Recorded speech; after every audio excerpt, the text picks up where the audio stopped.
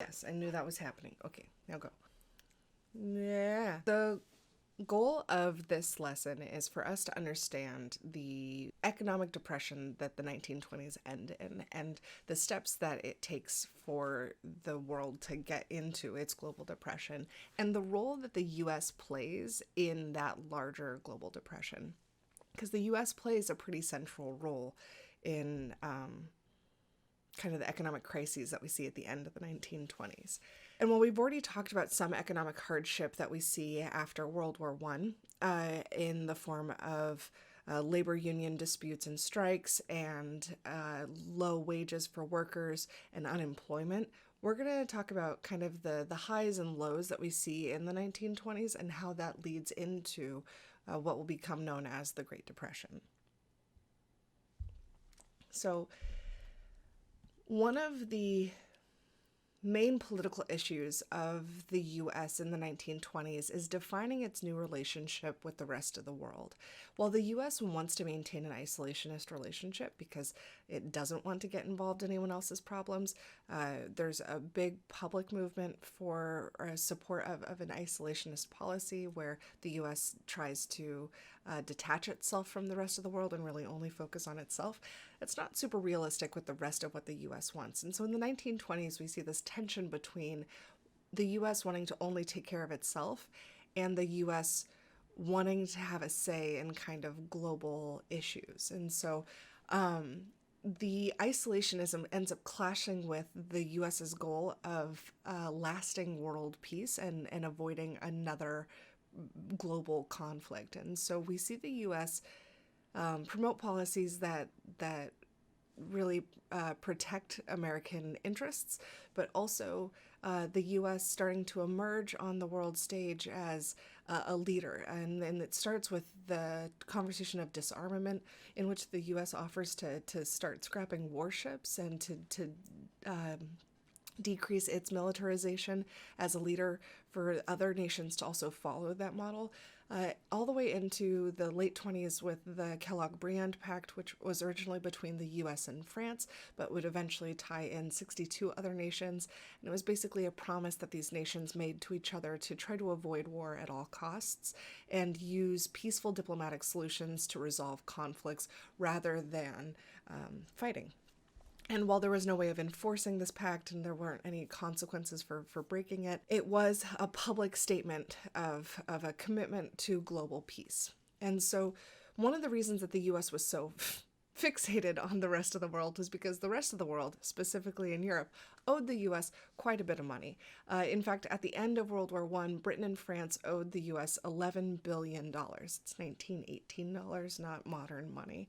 And these countries were relying on payments, reparation payments from Germany in order to be able to pay back the loans that they owed to American banks. And this became a huge problem because Germany's economy was completely devastated by the war, and having to pay back the war guilt reparations didn't help Germany's economy grow at the end of World War I, not to mention the fact that Britain doesn't lift the naval blockade, and so Germany's trade routes are really damaged. But basically by 1923, the big takeaway here is that Germany can't afford to keep making those payments. And if Germany can't afford to make payments to Britain and France, then guess what Britain and France can't afford to do? They can't pay back American banks. And then American banks don't get the money that they lent to Britain and France back. And let's pause here really quickly and talk about, where do banks get their money? Do you have a bank account? Did you put money in the bank? Guess where that bank got the money for the loans that they hand out? It's your bank account. I think a lot of us think of banks in like a Harry Potter style Gringotts vault, where we like give banks our money and then the banks put it in a little box that's got our name on it and it just sits there. But that's not the reality of banking. Even in the early 1900s, that wasn't the reality of banking. You put your money in the bank and then the bank uses that money, investing it in small businesses, investing it in people who want to buy things by creating loans, and then collects that money back from individuals with interest, and the bank makes money, and your money has a safe place to stay that isn't, under your mattress. So throughout World War I, American banks lend out Americans' money to Britain and France in order to make money back when Britain and France pay back the loans. The countries had a good relationship. They didn't think that they would go default, like would not be able to pay back the loans. But without Germany making reparation payments, Britain and France can't pay back what they owe to American banks. Then American banks don't really want Americans to find out that the banks lost their money. So there's a bit of an issue here. And thankfully, Charles Dawes comes up with a insane plan that wins him a Nobel Peace Prize, which I really want to understand better. But he comes up with a way to allow Germany to keep paying back Britain and France so that Britain and France can keep paying back American banks. And his genius Nobel Peace Prize winning idea is to give Germany a loan. So his plan is, also known as the Dawes Plan, is that American banks loan money to Germany so that Germany can make its reparation payments to Britain and France, so that Britain and France can make their loan payments to American banks. And then eventually, Germany will have to make loan payments back to American banks, and American banks will get the first loans from Britain and France paid off, and American banks would also get loans from Germany paid off, and then American banks would make a bunch of interest. And this would allow money to continue to flow and Germany to be able to make its reparation payments, even though its economy is basically broken. Pause. Is this plan gonna work? What happens if the plan doesn't work? If Germany is unable to make its payments now both to Britain and France and to the US, what's gonna happen to those economies? Like, what happens to the American economy if Germany, Britain, and France can't make their loan payments? Another facet of the American economy in the 1920s is this idea of mass consumption. So post-war U.S. economy really grows pretty quickly in the 1920s, while the rest of Europe is while Europe is working on rebuilding itself and dealing with its war-torn devastation, the U.S. didn't have any fighting on its soil. And so when soldiers come home, we see an increase in spending, and innovation in assembly line production allows for mass production. So we've talked a lot about factories and factory line work, but in the 1920s, we see a early 19-teens, and then by the 1920s, a widely adopted shift in how factories work, where we have an assembly line process. So if you've ever taken a minute to look at, I think In-N-Out might be a good example of this. When you order food at In-N-Out, you don't have one human make all of the food, right? Like you have someone who just flips burgers, you have someone who just cuts potatoes, you have someone who just handles fries, and you have that beautiful human who puts the cheese and Thousand Island and grilled onions on top of your French fries. That human who does, an essential duty to our economy. Yeah, that one. Each person has an individualized task in the process, as opposed to one person cutting the potatoes, deep frying them. I should definitely get some animal style fries. I'm sorry if I made you hungry. Not my intent. But I think you understand the concept of an assembly line. And assembly lines allow for unskilled labor to create fairly complicated processes, an unskilled labor to create fairly complicated products and produce way more stuff cheaper than it ever had before. Because you don't need to train someone to build an entire radio. You just need to train someone to put one part in the steps of building a radio and have one engineer just kind of break down how to build a radio into its individual steps. And then you have unskilled labor actually executing that plan, which allows for the production of a bunch of goods. On top of the production of new things like vacuum cleaners and washing machines, it's an exciting time in the 1920s, we also see increased sales of houses and cars, which have a really big impact on the American economy.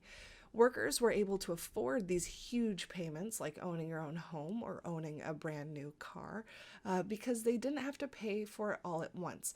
It was pretty easy to take out a loan in the 1920s, and we see a lot of workers take out installment plans where they borrow the money to buy the entire product, like a mortgage or a car loan, and they only pay for part of it at the very beginning, and then every month they pay a little bit more towards their debt. And so we see families that would never be able to like save up the entire cost of a home able to actually buy their home through loans created in banks. And then because they're buying homes, those homes, the purchases of those homes lead to new jobs, which increases income for Americans, which leads to more Americans making big purchases, which leads to new jobs, which leads to more incomes, which leads to more purchases. And so we see this multiplier effect grow the US economy. A couple of examples of the ways that these purchases impacted people's jobs is that when you buy a house, you have to fill it with stuff, which means that as we see more people move into home ownership, we also see more people buying furniture and other home goods like, vacuum cleaners and washing machines.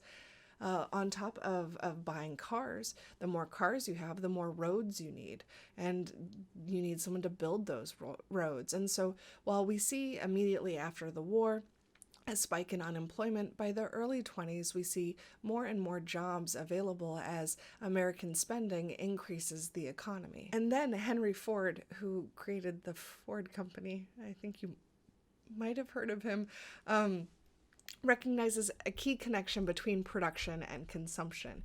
And that connection is the more people buy, the more he can produce, and the cheaper it becomes for him to make stuff. Actually, it's called an economy of scale, but the bigger your production is, the cheaper it is for you to actually produce your good.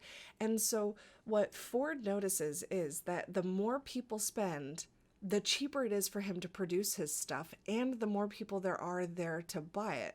And so he actually pays his workers twice what the national average wages were for an automobile factory employee. He pays them twice as much, not just because he's a really great guy, because he notices that if he gives them more money, what do they do with that money? They turn around and spend it. And the more money that gets spent, the more people have income, and the more incomes they have, the more people buying cars, and the more cars that get sold, the more money he makes. And so this relationship between production and consumption becomes really essential for the growth of the US economy in the early 1920s. All of these specific industries where workers start making a lot of more money allowed them to actually spend that money, which in turn became income for other workers, which I mentioned earlier is called a multiplier effect, which is one person's spending becoming income for another person, who in turn will spend it, and that will become income for another person who will spend it, who will then become income for another person. And so as more people spend, more people make money, which means more people spend, and we see the economy getting bigger and bigger and bigger throughout the 1920s, especially as Republican policies in the 20s return to laissez-faire capitalism, and they don't regulate the markets, and they just kind of let the economy grow as more people are able to purchase big things. By 1929, American production is so big that it is actually 40% of the entire world's output. That means that if you looked at the entire Earth in 1929, 40% of all of the stuff on the planet that was made in American factories. That's more than Britain, Germany, and Russia all combined together. The US has become an economic powerhouse that, if we go back to thinking about the Dawes Plan, the rest of the world, especially Europe, is leaning on the American economy to remain strong. The US isn't only producing products, they're also producing culture, as we see advent of new technologies lead to mass culture, because with radio, I'll get into it, but basically after the war, mass culture shifts from what had been before the war elite culture, this idea of classical music, operas, paintings, literature, stuff that was removed from the everyday American and for only those who were educated enough to be able to enjoy it or wealthy enough to be able to access it. Mass culture in the 1920s reflects the tastes of working and middle class Americans. This idea of producing stuff for the masses, for the majority of Americans. We have films like Zorro, which is what we have a photo of here. We have a Maybelline ad talking about it's a mascara advertisement, or apparently some oatmeal that'll make you real husky, which is, I guess, a good thing based on that kid's facial expression, the 1920s. But we see a unified cultural identity because new technology makes it easier to reach all Americans. On top of that, because of the economic growth of the early 1920s, we see Americans actually having surplus income, which means that they can spend money on things like going to the movies, or mascara, or oatmeal. New technologies actually do something new, which is unite the country under one cultural interest. You know how it, I guess, oh my God, I'm going to talk about Tiger King? Yep. You remember a couple years ago when Game of Thrones was like super big and huge and everybody was talking about it? You could start up a conversation, you shouldn't, but you could have started up a conversation with pretty much any American, and they would have had some awareness of Game of Thrones, because it swept the nation and we're all really focused on it. At the beginning of this quarantine, Tiger King, which is a Netflix thing, was a similar place where mass media has caught our interest, spread across the whole globe. It doesn't matter if you're from Massachusetts or North Carolina or Washington. You all have some sort of exposure to the same media, and that starts in the 1920s with the use of radio and film. Like radio, we have nationally syndicated broadcasts, so everyone's listening to the same stories across the country, which is new. Movies become huge, especially as Hollywood explodes in the 1920s. We have silent films, and those silent films really don't just entertain Americans, but entertain people across the world. We also see a rise in advertising in the 1920s as national brands become possible through mass production. Coca-Cola is a good example of this, but we see companies able to produce on such a scale that they can actually sell their product across the entire country. And so advertising becomes a really important way to get people to become loyal to your product and not just, buy whatever is cheapest. And so we see ads like this Maybelline ad telling you that you could have brilliance, expression, and charm if you use Maybelline mascara. This mass production of cultural items leads to another key term in this unit, which is mass consumption, which means that a large percent of the population purchases or consumes the same products or services. Americans became mass consumers of the same products, which really unified American culture. It also spreads beyond America's borders and increases America's influence globally. As people across the world watch movies out of Hollywood, it becomes a way of defining what America means to the rest of the world, and presents the US in the 1920s as successful and powerful and united. At a time where, we see Europe rebuilding after World War I, the US is, Hollywood and success, but not for everybody. There's a large percentage of Americans who don't benefit from the economic boom of the early 1920s. And by 1929, we see that large percentage of Americans is not something that you can ignore. To put it into perspective, a family of four in 1929 needed about $2,500 to live a modest life above the poverty line, meaning that they have enough food that they're not worried about where their next meal comes from, and they have a place to sleep and it's not threatened, or from month to month they have to worry about whether they get to keep it. But in 1929, over half of the Americans who filed taxes had an income of $1,500 or less, which means that more than 40% of all Americans in 1929 lived below the poverty line. So even though the U.S. is projecting this image of economic prosperity and jazz and success, the reality is that nearly half of all Americans don't have enough to eat. Unskilled laborers also really struggle during the late 1920s as the unions become less powerful and uninterested in unskilled laborers. We see a loss in jobs as new energies like gas, oil, and electricity, which require less manual labor than coal mines, result in thousands of coal miners being laid off.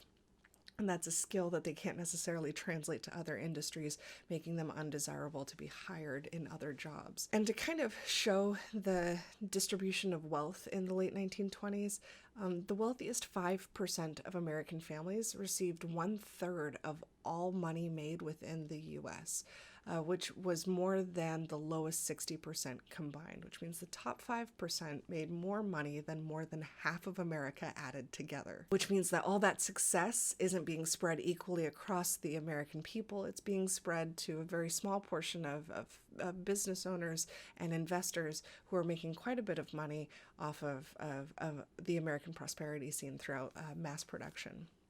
Non-wealthy Americans didn't want to miss out on the opportunities that were available to them and compensated for the unequal distribution of wealth by using credit to buy the stuff that they saw the advertisements telling them that they needed. And so we see people going into debt to gain cars or radios or appliances that were being produced by American factories. Advertising also in the 1920s persuades people that being thrifty or trying to save your money was old-fashioned and actually unhelpful to the American prosperity, that a good American buys stuff. A good American will take out a loan in order to buy stuff, because if you're not buying stuff, those factories that are producing stuff aren't making money. So be a good American. Buy stuff, which means that American debt more than doubles during the 1920s as families want to buy stuff. The advertising is working, but they don't have the money to buy stuff, so they go to banks and they take out loans in order to be able to afford the next new greatest thing. When we have increasing debt and a small percentage of people benefiting from the economic prosperity, do we have a stable economy? No, is the short answer. Because what's going to happen in the late 1920s is Americans are going to be unable to buy stuff at the rate that America is able to produce stuff. In the late 1920s, Americans purchase less than the American economy is producing. And wages don't, in part, the reason that we're not buying as much as we're making is because wages don't rise enough for Americans to actually be able to afford all this stuff. But the other part is that Europe by the late 1920s isn't buying much from the US. It's all too expensive for Europeans to afford it. And so there is no market. There's a lot of production, but no consumption. So we have a dangerous pair in any economy of underconsumption, people not buying enough stuff, and overproduction, factories producing more stuff than people are able to buy. And this means that businesses were left with product that no one was wanting. They had a bunch of surplus. And that means that manufacturers needed to cut down on production to match demand, right? That's how free market economy works. If there's more stuff than there is demand, you make less stuff next time, so you can have the right amount of stuff to meet demand. And as demand keeps falling, you keep cutting production. And so this creates a pretty vicious cycle that goes something like this. Businesses cut down production, which means they need less employees, so more people become unemployed.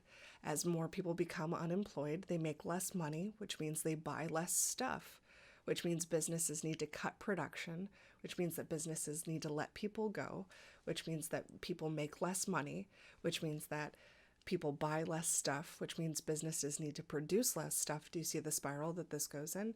This is that multiplier effect that had grown the US economy in the 1920s, but in reverse. As people start to lose their jobs, they buy less stuff, and more people lose their jobs when people stop buying stuff. What this looks like is in 1929, we have 3% of Americans unemployed, but by 1933, 1 in 4 Americans wants a job and is unable to find one. This economic cycle of booms and busts is common within free market capitalism, as there's periods of economic growth and then there's periods of economic loss. And we see that happen throughout the entirety of the 1800s, but while we have minor recessions and moments of economic loss, we don't have anything as expansive as the Great Depression. And that's in part because in the 1920s, we see the rise of speculation and investment in stocks that exponentially multiply the amount of money people can make and the amount of money that people can lose. So in the early 1920s, businesses were doing really well, and businesses made a lot of money, which encouraged a lot of people to get involved in the stock market because stock prices kept going up. So if you could buy a stock on Monday for $10 and sell it on Friday for $100, you could make money just by investing in the stock market. And honestly, like in the early parts of the 1920s, you'd be a fool to not get involved because real money could be made by investing in businesses as they increased production and consumption increased and profits were made. And one of the dangers of speculation is that, which is like investing in the stock market, is that there's this thing called speculative euphoria, where people become convinced that the good times are just going to keep on going. And we see in the 1920s a lot of economists and famous people, actors like Groucho Marx, argue that production has never been better and the economy has never been stronger and prices are just going to keep going up. And so everybody should get involved in the stock market.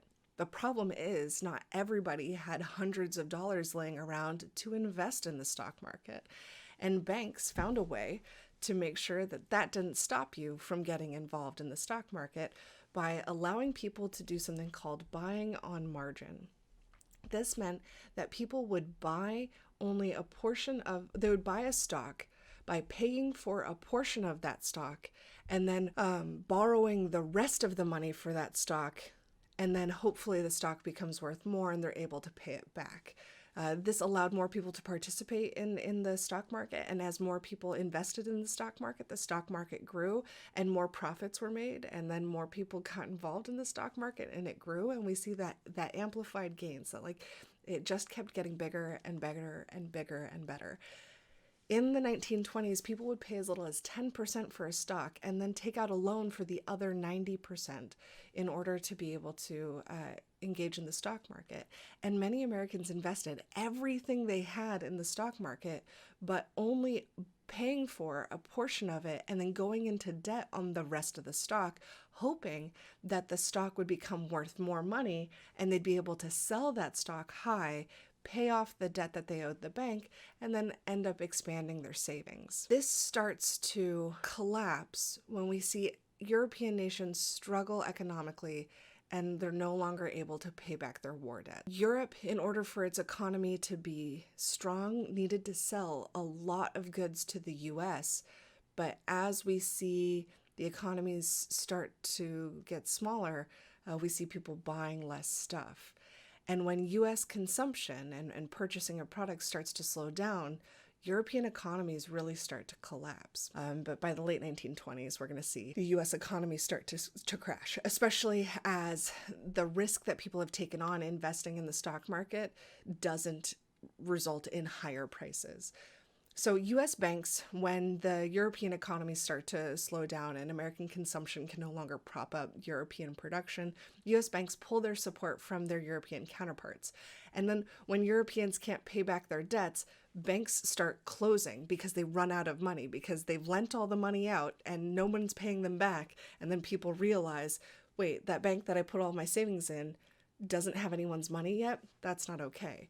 So worried Europeans are convinced that the currency that they have isn't going to maintain its value. So they start going to banks and demanding that currency be converted into gold. And we see, because at the time, global currencies were on what's called the gold standard, which means for every dollar printed, there was a finite amount of gold held in reserve somewhere in the US to make sure that that dollar had value. And when people start making rushes in Europe to convert currency into gold because of a lack of confidence in European currency, we see those economies further collapse. American banks become worried that what's happening in Europe is going to happen in the US, and so they start to pull their support out of European banks because they don't want to get tied up in the economic collapse that's happening in Europe. This loss in confidence of European banks leads to an American loss in confidence in American banks, which turns into a bank run, where people are convinced that banks are going to actually run out of money. So they go to the bank to pull out their savings accounts. So when the banks are out of money, at least they got their money out. Imagine if you heard that Wells Fargo was running out of money and you had $2,000 in a Wells Fargo savings account. You would probably go and wait in line and demand that Wells Fargo give you your money, because once Wells Fargo is like hilarious empty pockets with like a moth flying out, there's nothing that you can do. They're just a bankrupt bank. And throughout the 1920s, banks collapsed and like went bankrupt all the time. They weren't necessarily stable, and they definitely weren't federally insured like they are now. All of this instability culminates in the crash of the stock market in October of 1929. The share of American stock prices drops severely, which incites a panic and leads to the collapse of the stock market as a whole, which is a huge problem because Americans had invested all of their savings in stocks that were now worth nothing, and they had taken out loans to buy those stocks. So now they owed money on something that was totally worthless, and they had no way of paying those loans back. Let's pause and remember, where do banks get money for loans from? Oh, from people putting money in the banks. So when the banks when people are unable to pay back their loans, the banks are unable to give people the money that's in their accounts, and we see an economic collapse of the financial system. The banking system across the world collapses. But that's not the only problem that we have with the economy in the late 1920s. We also have a problem with that isolationist mentality and international trade. And so we see the US trying to protect American jobs and American production through congressional tariffs. So a tariff is a kind of like a tax that is added to any goods that are imported into the country in order to make sure that American goods are cheaper than internationally produced goods. When those internationally produced goods are brought into the country, we would add a tariff to those goods to make them more expensive. That's not the easiest explanation. Congress enacts tariffs that make imported goods more expensive to protect American companies.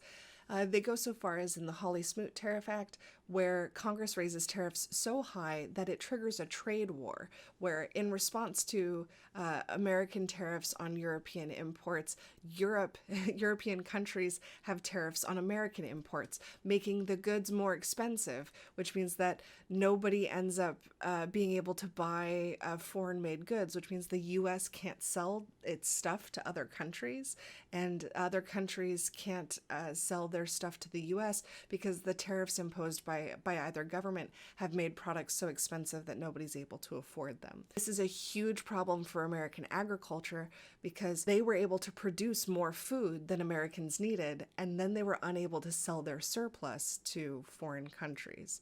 So because of the trade war, farms and businesses were no longer able to sell excess goods to other countries, which further expounds upon our overproduction problem.